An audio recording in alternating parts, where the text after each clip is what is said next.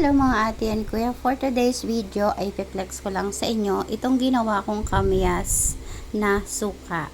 At dahil nga wala akong magawa at mag-isa na naman ako dito sa bahay, ako'y naiinip ng walang ginagawa. Kaya naman nakaisip ako, total maraming kamyas sa likod ng bahay ng aking biyanan, why not gumawa ako ng mga bagay na pwedeng gamitin natin at mapapakinabangan. So heto na nga yung aking kamyas na suka. Mainit pa to, sinaling ko lang dito sa mga sisidlan na bakante. Ayan.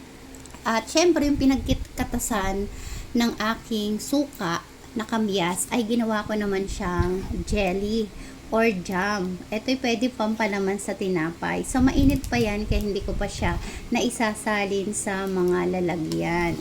So sakto nga ito dahil wala na kaming palaman, kaya papatikman ko to sa aking mga anak dahil masarap siya. Nag-aagaw yung tamis at asim at hindi mo mamamalayan na kamyas siya. Parang kasing lasa siya ng santol kung nakatikim na kayo ng santol jam o santol jelly.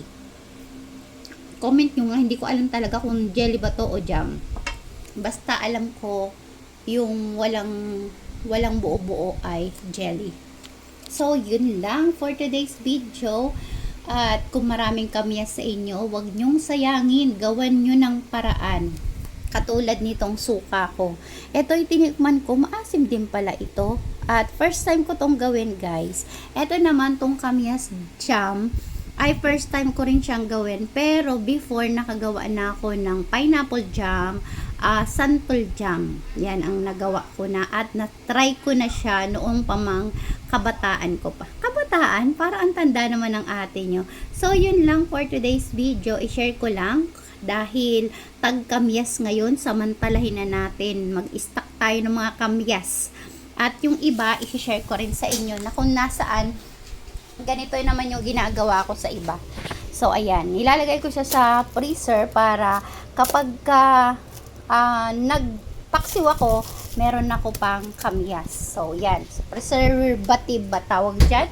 Basta pag-preserve ang tawag dyan. Pwede nyo rin yan ibilad.